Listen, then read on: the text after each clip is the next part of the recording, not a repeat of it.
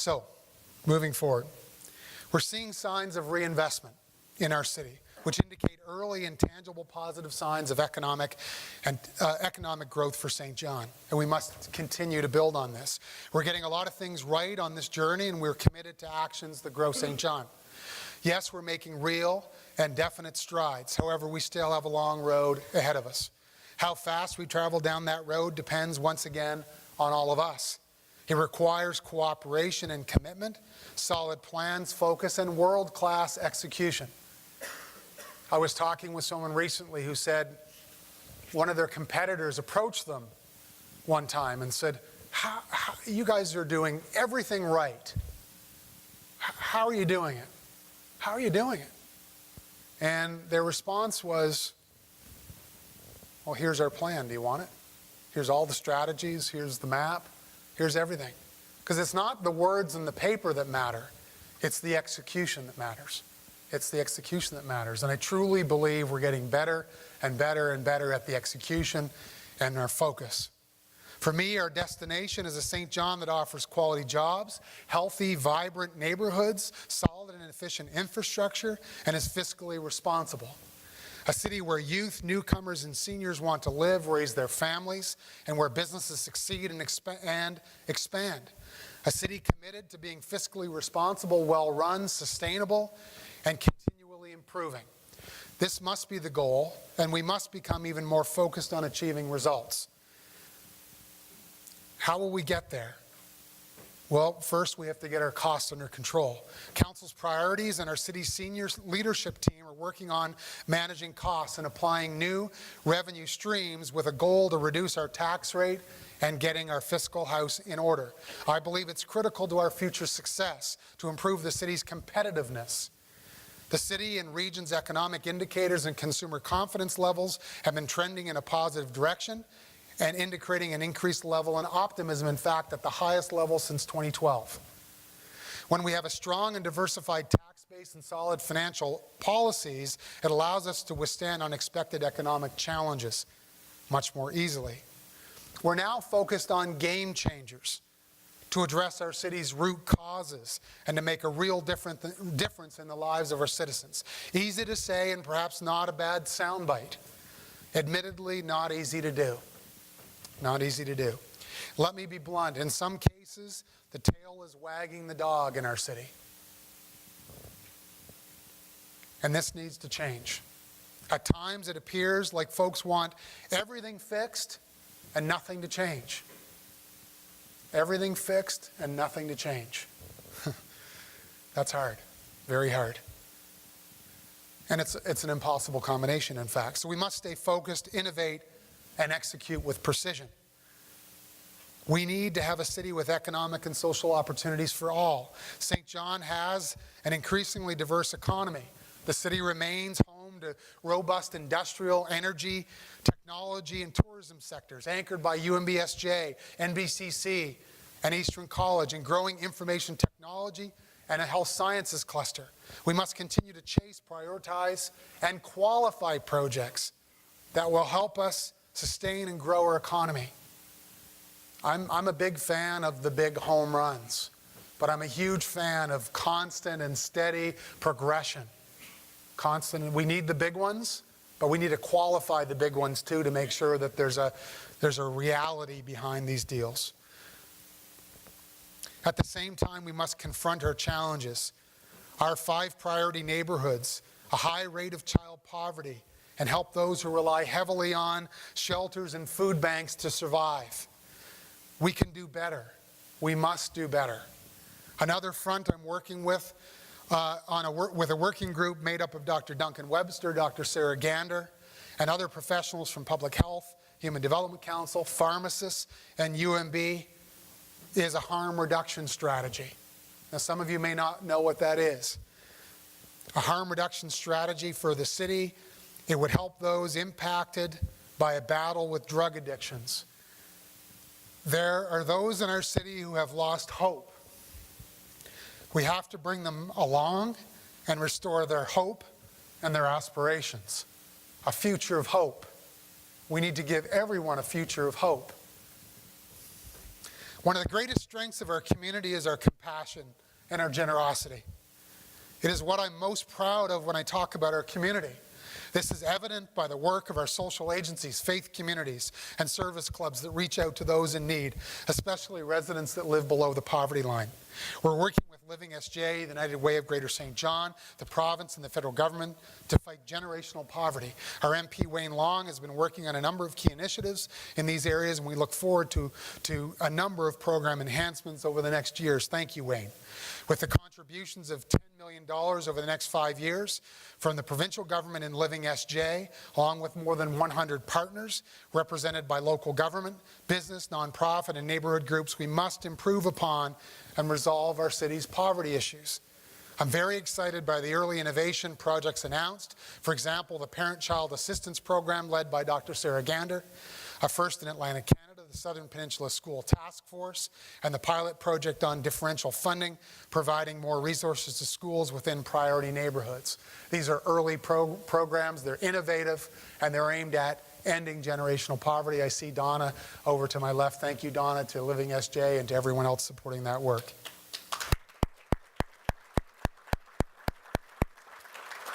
Just this past week, I had the opportunity to attend the graduation ceremony at an impressive organization that aims to mentor and help young moms and their children have a bright future.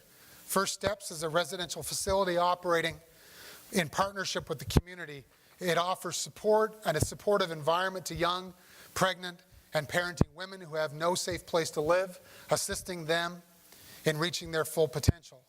I've invited a couple of graduates who I introduced to you earlier today as my guests. I've been twice now. I was last year's graduation. Just last week, I was at this year's graduation. It's an incredible organization. To its board, to its leadership, thank you for all the work you do. And I think it resonates most for me because not necessarily, you were a young mom, I think, when my mom and dad split up. I'll say that, right, Mom? Young mom. But I was raised by a very, very strong single mom.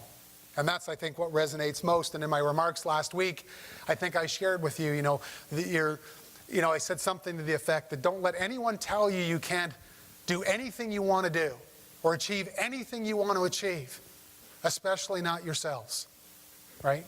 Especially not yourselves.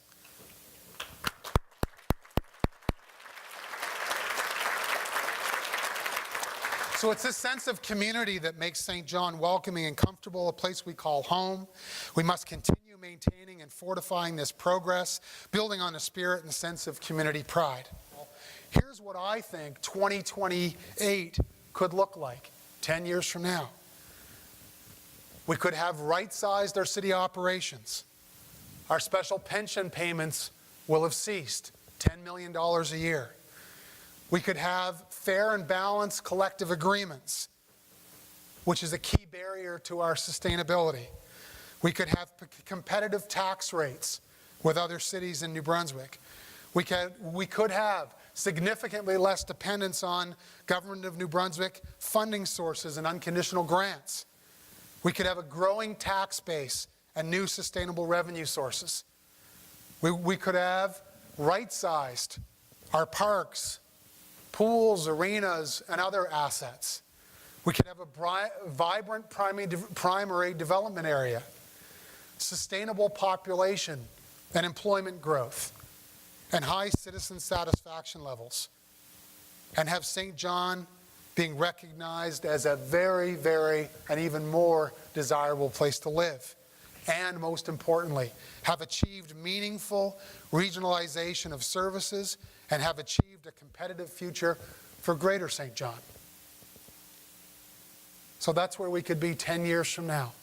Council and staff are working collectively and diligently on turning the curve and focused on delivering successful outcomes to get us to our destination. We'll continue to have a bigger conversation within the Greater St. John area as to how we can leverage our infrastructure and resources to be the province's region for commerce, trade, and investment, where we all benefit. I'm convinced by sticking with one plan, one message, and one voice, we can get there. I'll work collaboratively with all levels of government and all parties on the opportunities and challenges that our city faces. The good news is we have the action plans. At the center of this plan is you. Our residents, young, middle-aged, and seniors, you must come first. You, the residents who choose to make St. John home. Our plans focus on generating new revenue, restricting costs, and seeking and achieving policy change with the provincial government. We're focusing on population, tax base, and economic growth. What our plans don't do is kick the ball further down the field by avoiding difficult decisions. It's not the perception of actions that matter, it's measurable results that matter. We all need to create impressive wins together because it is our constituents who benefit. Issues like tax fairness, provincial grants, and municipal legislation need to be discussed. Commitments need to be made and real solutions found. St. John and our citizens depend on it. Our city is full of potential and our citizens are passionate. We need to stop whispering about pride in our city, and we need to stop saying if St. John could just. We just need to make sure St. John is doing it. We need to accelerate our work together and realize the full potential of our St. Awesome city. So I'm asking for your help. Citizens, the business community, our employees, my council colleagues, and all levels of government to help us achieve new and lasting results. You are on this journey with us. We are all in this together. So ask yourself, what am I doing to help move our city forward? How can I engage? How am I prepared to get loud and support the changes I want to see? What are the moves we should make now to better prepare us for the challenges we face in the future? I'm proud, very proud, of the work we've accomplished over the last 25 months. I'm incredibly appreciative of our staff. We set policy, we drive them crazy, we attend lots of meetings, they do the work. I'll leave you with this in closing. I'm motivated by a deep desire to have a lasting impact on my community and on citizens, on its citizens. Shaped by my early life experiences, perhaps. Often excited by tackling topics, issues, and what some would describe as unsolvable problems. I want no part of a status quo that results in the continued hardship and the stifling of growth in our city and its citizens. The measure of a person is not where they stand in moments of comfort and convenience, but where they stand at times of challenge and controversy. Martin Luther King. Thank you very much.